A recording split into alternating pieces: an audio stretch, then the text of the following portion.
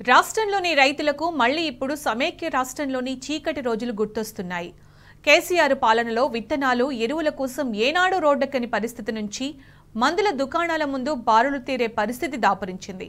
10 ఏళ్ల తర్వాత ఇప్పుడు సంగారెడ్డి జిల్లా జోగిపేటలో విత్తనాల కోసం రైతులు బారులు తీరడమే కాదు, ఆగ్రహంతో రోడ్డుపై బైఠాయించి నిరసన తెలిపారు.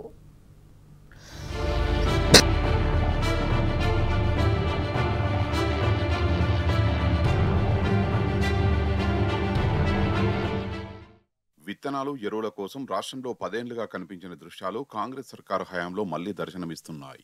వానాకాలం సీజన్ ప్రారంభంలోనే విత్తనాల కోసం లైన్లో నిలబడి రోడ్డెక్కే దుస్థితి మన రైతన్నలకు ఏర్పడింది.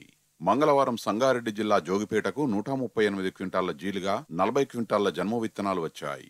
విత్తనాల కోసం వ్యవసాయ శాఖ కార్యాలయానికి టోకెన్ కోసం ఉదయమే వచ్చిన రైతులు క్యూలో నిలబడే ఓపిక లేక పట్టా పాసు పుస్తకాలు లైన్లో పెట్టి మధ్యాహ్నం వరకు అక్కడే కూర్చున్నారు.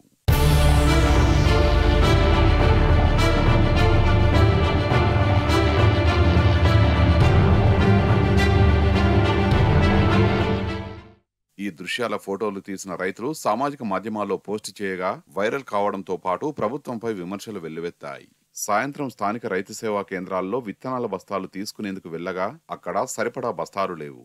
దీంతో ఆగ్రహం వ్యక్తం చేస్తూ రైతులు జోగిపేట సంగారెడ్డి ప్రధాన రహదారిపై బైఠాయించారు. వాహనాలు అడ్డంగా పెట్టి ధర్నా నిర్వహించడంతో భారీగా ట్రాఫిక్ జామ్ అయింది.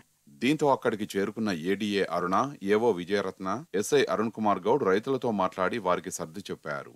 ఏడీఏ అరుణ విడతల వారీగా అందరికీ విత్తనాలు అందేలా చూస్తామని హామీ ఇవ్వడంతో రైతులు ఆందోళన విరమించారు.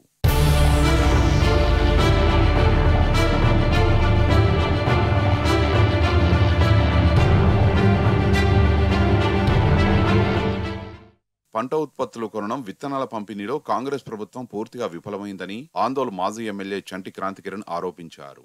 డిమాండ్కు సరిపడా విత్తనాలను నిల్వ చేయకపోవడం దారుణమన్నారు. బీఆర్ఎస్ పాలనలో ఎప్పుడూ రైతులు విత్తనాల కోసం పాసు పుస్తకాలు లైన్లో పెట్టడం, రైతులు క్యూలో నిలబడడం వంటివి జరగలేదని క్రాంతికిరణ్ తెలిపారు. రైతుల పక్షాన నిలబడేది ఒక్క బీఆర్ఎస్ మాత్రమేనని స్పష్టం చేశారు. రైతు సంక్షేమానికి పాటుపడింది కేసీఆర్ మాత్రమేనని క్రాంతికిరణ్ స్పష్టం చేశారు.